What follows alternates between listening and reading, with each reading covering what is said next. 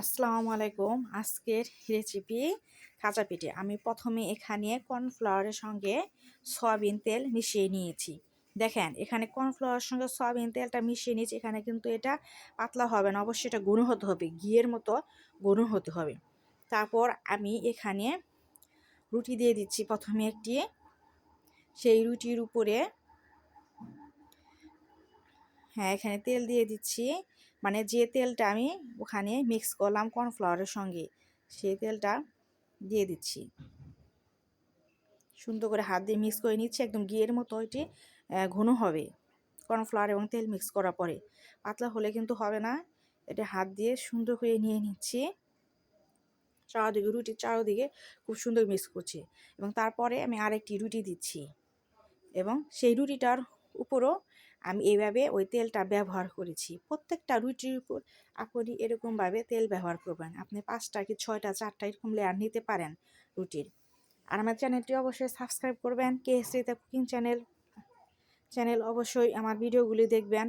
আজকের রেসিপি মিষ্টি খাজা পিঠে, স্পেশাল একটি রেসিপি দেখা হচ্ছে এবং এভাবে আমি 4টা রুটি নিয়েছি এবং প্রত্যেকটা রুটির উপরেই আমি এরকম এই তেলটা ব্যবহার করেছি। কর্নফ্লাওয়ার এবং তেল দিয়ে যেটা আমি ব্যবহার করে দেখানো হয়েছে সেটা আমি ব্যবহার করেছি এবং সুন্দর করে মসৃণভাবে প্রত্যেকটা রুটির উপরে অংশই সুন্দর করে মিশিয়ে দেওয়া হবে। এইভাবে সুন্দর করে মিশিয়ে দেওয়া হচ্ছে। আপনারাও এভাবে মিশিয়ে দিবেন, হাত দিয়ে বা ব্রাশ দিয়ে যেভাবে হোক এটা সুন্দর করে মিক্স করে দেবেন রুটির উপরে। এবং এই তেলটা অবশ্যই ঘন হবে কর্নফ্লাওয়ার এবং সেখানে তেল ব্যবহার করা হবে এবং ঘিয়ের মতো ঘনত্ব থাকতে হবে। দেখেন এবং কালারটাও চেঞ্জ হয়ে যায়, কর্নফ্লাওয়ার এবং তেল ব্যবহার করার কারণে ঘিয়ের মতো একটা কালারও এসে যায়।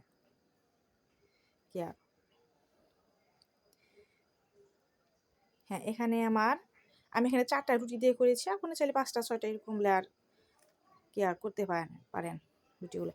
এখন দেখেন আমি কীভাবে বাস করছি, একদম চিকন করে রুলের মতো করে 4টা রুটি একত্রে নিয়ে এইভাবে বাস করছি লম্বা করে, একদম রুল। 4টা রুটি আমি 4টা ব্যবহার করেছি, এখানে আপনি চাইলে বেশি ব্যবহার করতে পারেন। আমি এখানে 4টা ব্যবহার করেছি, 4টা ব্যবহার করলে যথেষ্ট হয়। এবং সুন্দর করে আমি এখানে রোল তৈরি করেছি এবং রোলটা তৈরি করার পর এখানে আমি চাকু দিয়ে সুন্দর করে কেটে নিচ্ছি। প্রতিটা পিচ সুন্দর করে কেটে নিচ্ছি। এটা তৈরি করার জন্য প্রতিটা পিচ তৈরি করা হচ্ছে, চাকু দিয়ে সুন্দর করে কেটে নেওয়া হচ্ছে।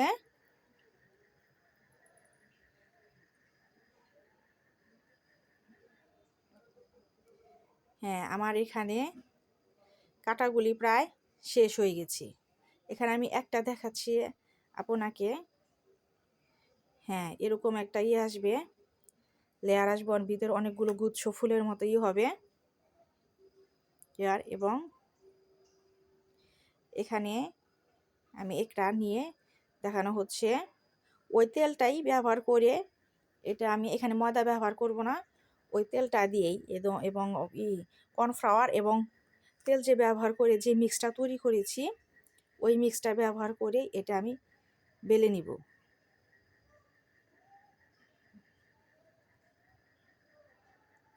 ওই তেলটা ব্যবহার করে এখানে আমি বেলে নিচ্ছি।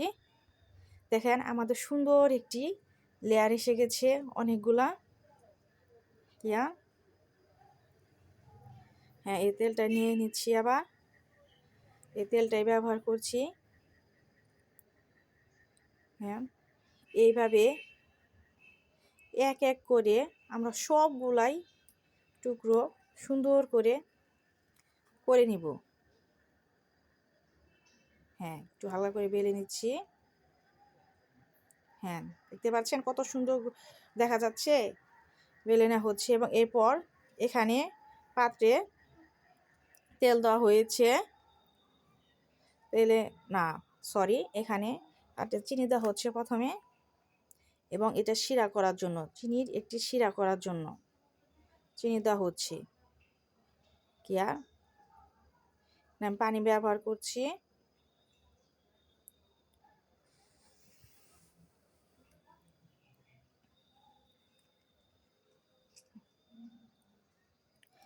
চিনি আর পানি মিক্স করে নিচ্ছি, সুন্দর করে চিনি আর পানি একদম মিক্স করে নিচ্ছি।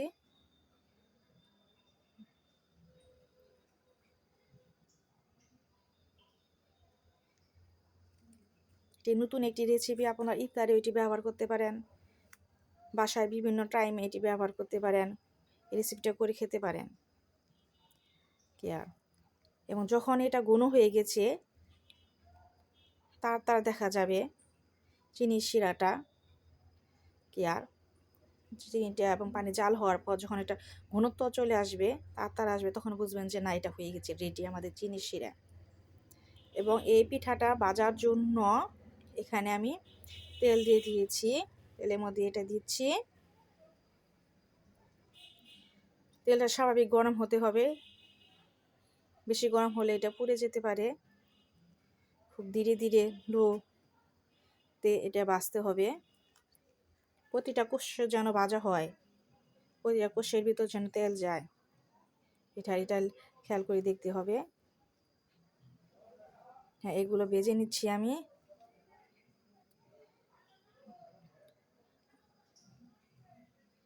দেখেন প্রথমে কি সুন্দর ফুলে ফুলে এরকম উঠছে দেখা যাচ্ছে। হ্যাঁ, প্রত্যেকটা পিঠা যেন তেলে ডুবানো থাকে, এরকম ভাবে করা হবে।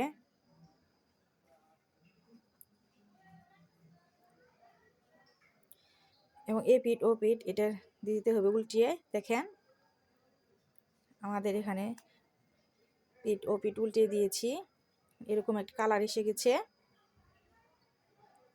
এটা কালার আসলেই দেখা যাবে একটা ব্রাউন কালার আসবে, সম্পূর্ণ একটা ব্রাউন কালারের মতো একটা বাদামি একটা এরকম একটা কালার আসবে। আপনি অবশ্যই বুঝতে পারেন যে তখন এটা ভাজা হয়ে গেছে, মুচমুচে টাইপ হয়ে গেছে, ভাজা হয়ে গেছে।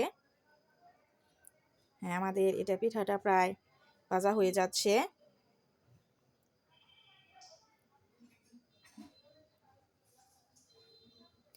এপিঠ ওপিঠ সুন্দর করে আমি নেড়ে চেড়ে দিচ্ছি যাতে কোনো অংশে কাঁচা না থাকে, সম্পূর্ণ অংশের জন্য তেল প্রবেশ করে সুন্দর করে ভাজা হয়। এখন আমি চিনি শিরা এটা ডুবিয়ে রেখেছিলাম 10-20 মিনিট। তারপর দেখেন আমাদের পিঠে খাজা সুইট মিষ্টি পিঠা অনেক মজাদার, সুস্বাদু, দেখতে অনেক সুন্দর, খেতেও অনেক মজা, রসে ভরে টুইটুম্বুর হয়ে গেছে আমাদের পিঠাটা। অনেক মজাদার এবং টেস্টিফুল এই পিঠা, অনেক সুন্দর এবং টেস্টিফুল। অবশ্যই আপনারা বাসায় করে খাবেন, ইফতারও খেতে পারেন, বিভিন্ন সময় ভালো না লাগলে এটা করে খেতে পারেন। দেখতে যেমন সুন্দর, খেতেও অনেক মজা এবং অনেক টেস্টি। দেখতে পাচ্ছেন রসে ভরে গেছে টুইটুম্বুর। আর আমার চ্যানেলটা অবশ্যই সাবস্ক্রাইব করবেন এবং আমার ভিডিওগুলো অবশ্যই দেখবেন, কেএসটিতে কুকিং চ্যানেল, আগামী সুন্দর সুন্দর ভিডিওগুলো দেখার জন্য। ধন্যবাদ সবাইকে।